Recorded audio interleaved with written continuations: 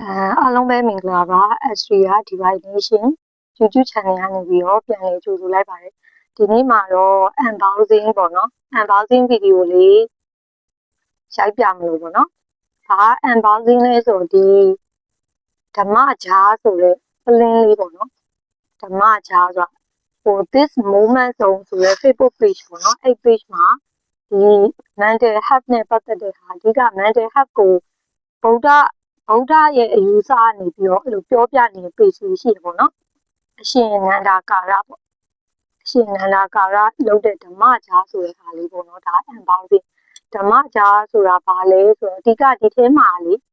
စာလိပ်လေးတွေရှိတယ်ဒီမှာမြင်လားမသိဘူးစာလိပ်လေးတွေfamily တွင်းမှာတဲ့စာရွက်တစ်ခုယူပြီးတော့ဖတ်ပါတဲ့ဥပမာဆိုဒီမှာ emotion တွေကွာ emotion တွေကိုနာမည်တက်ထားတာပေါ့နော်ဒေါသတွေပူပန်တွေကြောက်ရွံ့တွေပျော်ရွှင်တယ်ဝမ်းနည်းတယ်တက်တောင့်တက်တာရှိတယ်ပေါ့နော်ကိုယ်စိတ်ခံစားချက်နဲ့ကိုက်ညီတဲ့အယောင်ပါတဲ့စာရွက်လေးတစ်ခုယူပြီးတော့ဖတ်ပါတဲ့ဒီမှာတော့အယောင်မျိုးစုံပေါ့နော်သူကဒီမှာ instruction paper လေးလည်းပါတယ်ပေါ့နော်ဒီဓမ္မကြားပေါ့နော်အင်္ဂလိပ်လိုဆိုရင်ဓမ္မကြားပေါ့မြန်မာလိုဆိုဓမ္မဘူးပေါ့ဒီဘူးကိုအသုံးပြုပြီးလမ်းညွှန်ဆိုပြီးတော့အဓိကက mental health နဲ့ပတ်သက်ရင်ဘာရှိလဲဆိုကိုဖြစ်နေတဲ့စိတ်ထဲကခံစားချက်ကိုကိုကနာမည်တက်ပြီးတော့ label တက်ပြီးတော့ပေါ့နော်ကိုဒီနေ့ဘာခံစားနေရလဲဆိုတာနဲ့ပတ်သက်ပြီးတော့ acceptance လုပ်ပြီးတော့သွားရင်ပို့ပြီးတော့သက်သာရောအဲ့ဒါလေးကိုဒီအရှင်နန္ဒာကာလကနေပြီးတော့ဟိုအကောင့်ထဲပုံပြီးတော့တစ်ခုလုပ်ပေးထားတာပေါ့နော်ဒီစာရွက်လေးမှာဆိုရင်တဲ့ရေးထားတဲ့အတူကောင်စလုံးလေးတွေသူကပေါ့နော်ပါဠိဘာသာလေးလည်းပါတယ်ဆိုတော့လေ DHP ဓမ္မပဒပေါ့နော်ဟိုမှာသူကဒီတိုင်းရေးထားတာမဟုတ်ဘူးပါဒီဟွာတွေကနေပြီးတော့ကျန်းစာအုပ်တွေကနေပြီးတော့ကောင်းလုပ်ထားတဲ့ဟာလေးပေါ့နော်အဲ့ဒါကြောင့်သူကဘယ်ကနေပြီးတော့ကောင်းလုပ်ထားလဲဆိုတာအဓိက reference ပေးတဲ့သဘောလေးလည်းပါမယ်ပေါ့သဘောရတယ်ပေါ့နော်သူကသုံးပြုနေရဘယ်လိုလဲဆိုတော့ဥပမာဒီနေ့ခံစားချက်ပေါ့နော်ခံစားချက်တစ်ခုဖြစ်လာရင်အရင်ဆုံးအသက်လေးကိုတဲ့ရှုသွေးရှုတုပ်လေးပထမဆုံးလုပ်ပြီးတော့ဒီကိုယ့်ရဲ့ခံစားချက်နဲ့ဆိုင်တဲ့အရာလေးကိုတစ်ခုကိုယူပြီးတော့ဖတ်လိုက်ပါ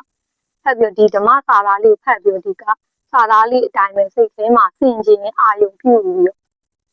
ရှုသွေးရှုတုပ်လေးပြန်လုပ်ပြီးတော့ဒီဘူးလေးပြန်ထည့်လိုက်ပါတော့အဓိကကိုယ့်ရဲ့စိတ်ကိုwarning လုပ်တဲ့သဘောပါသူကတတိပေးတဲ့သဘောတစ်ခုခုပေါ့နော်အဆင်ပြေတယ်ဒါလေးရှိတဲ့နယ်လို့မြင်တယ်ပေါ့နော်ဒါဈေးနှုန်းကလေဈေးနှုန်းကဘယ်လောက်ပါလဲဈေးနှုန်းကလည်းအရန်လာမကြည့်ဘူးဈေးမကြည့်ဘူးပေါ့နော်တစ်ချက်ကြည့်လိုက်မယ်ဈေးနှုန်းကဘယ်လောက်ဈေးနှုန်းကလေသူက16000ပဲ16000ပဲရှိရဲ့ဒီလားဒီတဘူးကို16000အကြတော့အရင်တော့တစ်ခုနမူနာပေါ့နော်ဒီနေ့ခံစားချက်လေးကဘာလေးဖြစ်နေလဲဆိုတော့အဓိကဒီနေ့ကကျန်းမာရေးနဲ့ပတ်သက်ပြီးတော့ဆေးရုံသွားခဲ့တယ်ပေါ့နော်နောက်ရက်ဆိုရင် operation တစ်ခုလုပ်ရမယ်အဲ့ဒါကြောင့်ကိုယ်စိတ်ထဲမှာနည်းနည်းပူပန်နေတဲ့စိတ်ပုံစံမျိုးလေးတော့ရှိတယ်ပေါ့နော်အရန်ကြောက်နေတာတော့မဟုတ်ဘူးဒီကြောက်နေတဲ့အဆင့်တော့မဟုတ်ဘူးဒါပေမဲ့နည်းနည်းပူပန်တဲ့အနေအထားလေးရှိတယ်အပြာရောင်လေးပေါ့နော်ဒီကအပြာရောင်လေးတစ်ခုယူဖတ်လိုက်နော်အပြာရောင်လေးထဲမှာပါလေးရေးထားလဲဒါလေးယူဖတ်လိုက်ကဲဓမ္မကြားလေးထဲမှာပူပင်နေတဲ့စိတ်လေးအတွက်ဒါလေး guidance ပေးထားလဲပေါ့နော်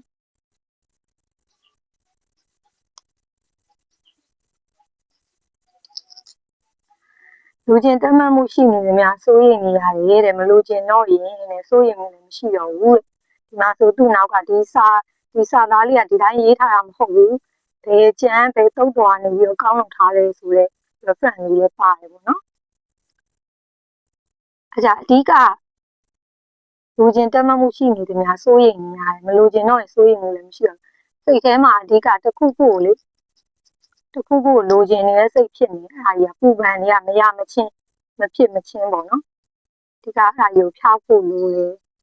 အဲ့ဒါကြီးကိုဖျောက်လိုက်ရင်စိုးရင်ပူပန်မှုဆိုတာလည်းမရှိတော့ဘူးပေါ့နော်ဒီလိုသဘောပေါ့ဒီလိုဒါဖတ်ပြီးသားဆိုတာကိုယ့်ဘာကိုပြန်ချီပြီးတော့ဒီထဲထည့်လိုက်ဒါတစ်နေ့တစ်ခုဖတ်လဲရတယ်ဟောကိုယ်မှာ serious emotion တစ်ခုခုရှိလာမှ ထုတ်ဖက်လဲရတယ်ဥပမာတစ်ခုခုကိုလုံးဝကိုအရန်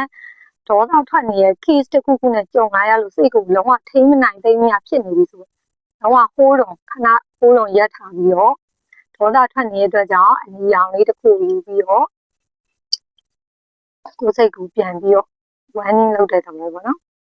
ဟိုဒေါသထွက်နေပါလားဆိုဒီဒေါသကိုဘယ်လိုလုပ်ရမလဲဒေါသစိတ်ကိုတဲ့မတားမြစ်နိုင်ခြင်းရှုံးတယ်ဒေါသဖြင့်နှင်းဆဲလို့တော့စိတ်ကလည်းစုံနေတယ်ဒါကိုကအဆက်တက်လောက်အောင်ကိုဒေါသထွက်နေတာမတားနိုင်ဘူးဆိုတာကိုရှုံးနေတာပဲပြီလားကိုရှုံးနေတာအဖြစ်မခံနဲ့ပေါ့နော်ကိုရဲ့ဒေါသစိတ်ကိုတားလိုက်ဒေါသနဲ့အဲ့လိုနှင်းဆဲလို့တဲ့စိတ်တွေဖြစ်နေရလဲကိုကိုစုံနေစီပေါ့နော်အဲ့လိုမဖြစ်စီနှလုံးသွင်းလိုက်ပေါ့နော်ဒါဆိုတော့နည်းနည်းပါပြောကိုစိတ်လေးအရန်တော့ဒေါသ emotion ကနေ action အဆင့်ကိုမရောက်တော့ဘူးเนาะဒေါသထွက်ပြီးတော့တခုလှုပ်ချင်နေဆိုရင်ဒါမျိုးလေးပေါ့เนาะအဓိကကိုတတိကတ်စီအောင်ဟိုကလှုပ်တဲ့စာသားလေးတွေပေါ့စာသားလည်းဒီတိုင်း random ရှောက်ရေးထားတာမဟုတ်ဘူးတကယ်ဗုဒ္ဓတုတ်တော်ကြီးကျမ်းဂန်ကြီးတွေကနေပြီးတော့ reference လေးတွေလည်းပါတယ်လေနောက်မှာအဲ့ဒါမျိုးလေးလှုပ်ထားတာပေါ့เนาะဓမ္မကြဆိုဒါလေးကို unboxing လုပ်တာပါလားလက်တို့တာပေါ့เนาะလိုအပ်တဲ့သူရှိရင်လည်းဒါလေးတွေ this moment zone ဆိုတဲ့ Facebook page လေးမှာရှာလို့မှာလို့ရတယ်တပူးမှာဒါ16000ပဲပေါ့နော်ဆုံးထိကြည့်ပြီးလို့ကျေးဇူးတင်ပါတယ်